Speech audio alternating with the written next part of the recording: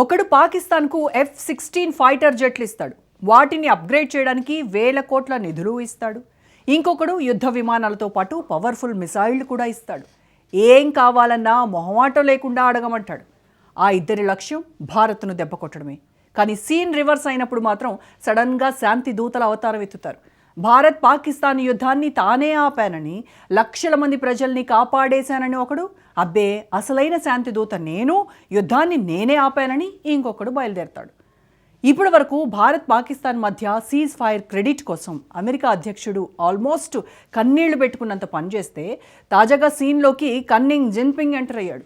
పాకిస్తాన్కు మిసైళ్లు ఇచ్చింది, J-35లను ప్రచారం చేసుకుంది మర్చిపోయి అసలైన శాంతి దూత నేనే అంటూ ముందుకొచ్చాడు.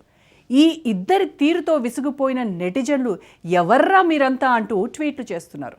ఇంతకు యుద్ధం ముగిసిన 7 నెలల తర్వాత సీజ్ ఫైర్ క్రెడిట్ రేస్లోకి జిన్పింగ్ ఎందుకు వచ్చినట్టు? పాకిస్తాన్కు ఆయుధాలిచ్చి ఏ ముఖం పెట్టుకొని యుద్ధాన్ని ఆపినట్టు ప్రకటించుకుంటున్నాడు? Watch this.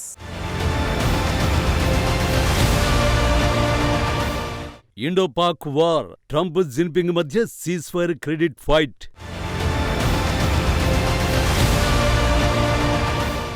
శాంతిదూత రేసులోకి అనూహ్యంగా ఎంట్రీ ఇచ్చిన షీ జిన్పింగ్. యుద్ధాన్ని తామే ఆపామని చెప్పడం వెనుక చైనా వ్యూహం ఏంటి?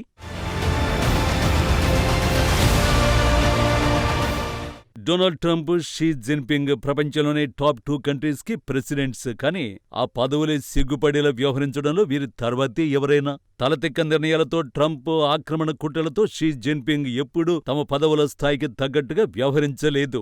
భవిష్యత్తులో వ్యవహరిస్తారన్న నమ్మకం కూడా లేదు. ఈ ఇద్దరూ ఎంత సిగ్గులేని నేతలో చెప్పడానికి భారత్ పాక్ విషయంలో వారి తీరు చాలు.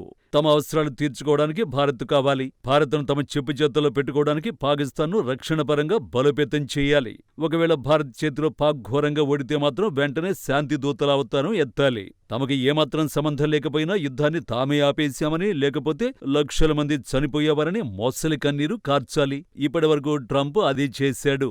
2 న్యూక్లియర్ పవర్ కంట్రీల మధ్య యుద్ధాన్ని తానే ఆపేశానని 60కి పైగా సార్లు ప్రకటించుకున్నాడు.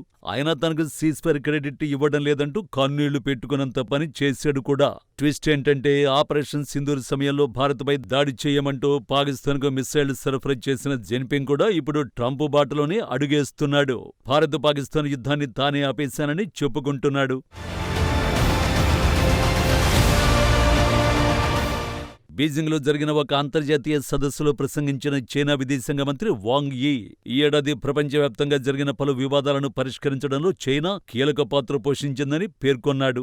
మయన్మార్, ఇరాన్ అణు సమస్యలతో పాటు భారత పాక్ మధ్య నెలకొన్న ఉద్రిక్తతల్ని కూడా బీజింగ్ తన మధ్యవర్తిత్వం ద్వారా తగ్గించిందని చెప్పుకొచ్చాడు. పొరుగు దేశాలతో చైనా సంబంధాలు కొత్త దశకు చేరుకున్నాయని, ప్రధాని మోడీని ఆగస్టు నెలలో తియాన్జిన్లో జరిగిన SCO సమిట్కు ఆహ్వానించడం ఇందుకు నిదర్శనమని పేర్కొన్నాడు. చైనా వాదనల్ని భారత విదేశాంగ శాఖ తోసిపుచ్చింది. మే 7 నుంచి 10 వరకు జరిగిన ఘర్షణలు కేవలం ఇరు దేశాల DGMల మధ్య జరిగిన ప్రత్యక్ష చర్చల ద్వారానే ముగిసాయని స్పష్టం చేసింది. మే 10న జరిగిన ఫోన్ కాల్ ద్వారానే కాల్పుల విరమణ ఒప్పందం కుదిరిందని, ఇందులో మూడో దేశం ప్రమేయం ఏమాత్రం లేదని భారత్ పునరుద్ఘాటించింది. ట్రంప్ విషయంలోనూ భారత్ ఇదే క్లారిటీ ఇస్తూ వస్తోంది. అయినప్పటికీ అమెరికా అధ్యక్షుడు తన ప్రమేయం లేకపోయినా సీజ్ ఫైర్ క్రెడిట్ కోసం మంకుపట్టు పడుతున్నాడు. ఇటీవల నెతన్యాహు సమక్షంలో కన్నీళ్లు పెట్టుకున్నంత పని చేశాడు కూడా. But to both of them, I said we're going to cut you off, no more trade. Then I put 200% tariffs on. The next day they called. We'd love to. 35 years of fighting, and they stopped. Do I get credit for it? No. They gave me. No, I did 8 of them. India. How about India and Pakistan? And then so I did 8 of them.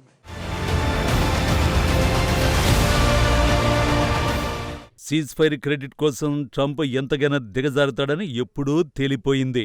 ఆ సంగతి పక్కన పెట్టి Jinping విషయానికొద్దాం. యుద్ధం ముగిశాక కత్తులు నూరినట్టుగా operation Sindoor ముగిసిన 7 నెలల తర్వాత ఆ క్రెడిట్ తమదేనంటోంది చైనా. నిజంగానే చైనానే భారత్ పాకిస్తాన్ మధ్య సంధి కుదిరిస్తే ఇంత సమయం ఎందుకు తీసుకున్నట్టు? అది కూడా పక్కన పెట్టి యుద్ధం సమయంలో చైనా ఏం చేసిందన్న ప్రశ్నకు వద్దాం. జిన్పింగ్ నిజంగా శాంతి దూత అయితే యుద్ధం మొదలైన వెంటనే రంగంలోకి దిగాలి కదా. తన మిత్రదేశం పాకిస్తాన్తో మంతనాలు జరపాలి. భారత్తో మాట్లాడుతాం, వెనక్కి తగ్గమని సూచించాలి. మరి చైనా పని చేసిందా? ఎస్, చేసింది. జిన్పింగ్ ప్రభుత్వం నిజంగానే రంగంలోకి దిగింది. కానీ సంధి కుదర్చడానికి కాదు, పాకిస్తాన్కు అత్యాధునిక ఆయుధాలిచ్చి భారత్పైకి ఎగదోయడానికి. 2025కు ముందు పాకిస్తాన్కు యుద్ధ విమానాలు ఇచ్చిన బీజింగ్ ఆపరేషన్ సింధూర్ సమయంలో అత్యంత శక్తివంతమైనవిగా గొప్పగా చెప్పుకునే PL-15 క్షిపణులు ఇచ్చింది. అవి కూడా ఎక్స్పర్ట్ వేరియంట్ కాదు, తన రక్షణ కోసం తయారు చేసుకున్న వర్షన్ మిస్సైళ్లనే సరఫరా చేసింది. కానీ ఆ క్షిపణుల్ని భారత్ తొనాతొనకలు చేసి పారేసింది. అది మాత్రమే కాదు, పాకిస్తాన్కు చైనా ఇచ్చిన ఎయిర్ డిఫెన్స్ వ్యవస్థలను ధ్వంసం చేసేసింది. జిన్పింగ్ నిజంగా శాంతి దూత అయితే వెపన్స్ ఎందుకు ఇచ్చినట్టు? కథ ఇక్కడితో అయిపోలేదు. ఆపరేషన్ సింధూర్ను డోటీ డ్రాగన్ కాస్ట్ చేసుకునే ప్రయత్నాలు చేసింది. Thereafter, a lot of things are said that this thing, foreign press and all these things, they said Pakistan did that and this. You tell me one photograph, one imagery.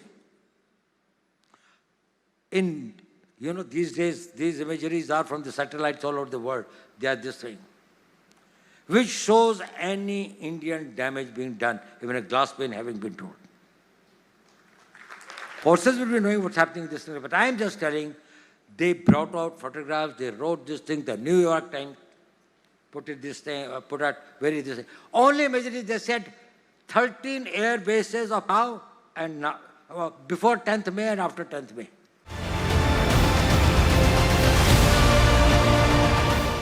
Operation Sindoor ముగిసిన కొన్ని రోజుల తర్వాత Indian James Bond Ajit Doval చేసిన ప్రకటన ఇది. భారత్కు నష్టం కలిగిందనే ఒక్క ఫోటోనైనా ఆధారంగా చూపించగలరా అని ప్రశ్నించారు. పాకిస్తాన్లోని 13 వైమానిక స్థావరాలు ధ్వంసమైన ఫోటోలు మాత్రమే బయటకొచ్చాయని, భారత్కు చెందిన స్థావరాలపై భారత సైన్యం చిన్న గీత కూడా పడనివ్వలేదని ప్రౌడ్గా ప్రకటించారు. దోవల్ ఈ ప్రకటన చేయడానికి కారణం విదేశీ మీడియా ఫేక్ ప్రచారమే. కాస్త వివరంగా చెప్పాలంటే చైనా ఫేక్ ప్రచారాన్ని ఎత్తిచూపడానికి దోవల్ ఈ ప్రకటన చేశారు. ఆపరేషన్ సింధూర్ సమయంలో భారత్ను లక్ష్యంగా చేసుకుని ఆర్టిఫిషియల్ ఇంటెలిజెన్స్ సాయంతో బీజింగ్ తప్పుడు సమాచారాన్ని వ్యాప్తి చేసింది.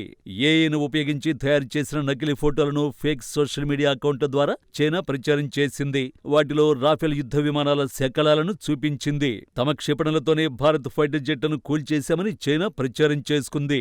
రాఫెల్ విమానాలపై ప్రపంచవ్యాప్తంగా ఉన్న నమ్మకాన్ని దెబ్బతీయడమే ఈ ప్రచారం వెనుక ముఖ్య ఉద్దేశ్యం. తద్వారా తమ సొంత J-35 విమానాలకు డిమాండ్ పెంచుకోవాలని చైనా చూసింది. చైనా ఈ కుట్రల్ని ఫ్రాన్స్ అప్పుడే తిప్పికొట్టింది కూడా. అమెరికా చైనా ఆర్థిక భద్రతా సమీక్ష కమిషన్ సైతం రీసెంట్ గానే దీనిపై ఓ నివేదిక ఇచ్చింది. జిన్పింగ్ ఎంతో గొప్ప శాంతి దూతో చెప్పడానికి ఇది మరో ఉదాహరణ. సింధూర్ సమయంలో చైనా శాంతి మంత్రం పఠిస్తూనే పాకిస్తాన్కు భారీగా వెపన్స్ ఇచ్చిందని భారత సైనిక వర్గాలు కూడా ప్రకటించాయి. చైనా తన ప్రాచీన యుద్ధనీతి అయిన 36 వ్యూహాలను అమలు చేస్తూ పాకిస్తాన్ అనే అరువు కత్తితో భారత్ను దెబ్బతీయాలని చూసిందని lieutenant general Rahul R Singh విమర్శలు గుప్పించారు కూడా.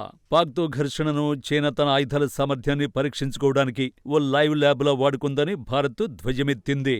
అలాంటిది భారత్ పాకిస్తాన్ మధ్య యుద్ధాన్ని తానే ఆపానని నిస్సిగ్గుగా చెప్పుకోవడం ఒక చైనాకే చెందుతుందేమో. అందుకే వాంగ్ ఈ ప్రకటనను భారత నెటిజన్లు ఓ రేంజ్లో ట్రోల్ చేస్తున్నారు. ప్రపంచానికి మరో శాంతి దూత వచ్చాడంటూ సెటారికల్ ట్వీట్లు వేస్తున్నారు. మొత్తం వ్యవహారంలో సూపర్ ట్విస్ట్ ఒకటుంది. భారత్ పాకిస్తాన్ మధ్య సీస్ఫైర్ క్రెడిట్ కోసం కింద మీద పడుతున్న ట్రంప్ను పాకిస్తాన్ ప్రధాని షరీఫ్, ఆర్మీ అధినేత మునీర్ నోబెల్ పీస్ ప్రైజ్ కు నామినేట్ చేశారు. మరి చైనా అధ్యక్షుని కూడా నామినేట్ చేస్తారా? చేస్తే ట్రంప్ చూస్తూ ఊరుకుంటాడా? చేయకపోతే జిన్పింగ్ సైలెంట్ గా ఉంటాడా?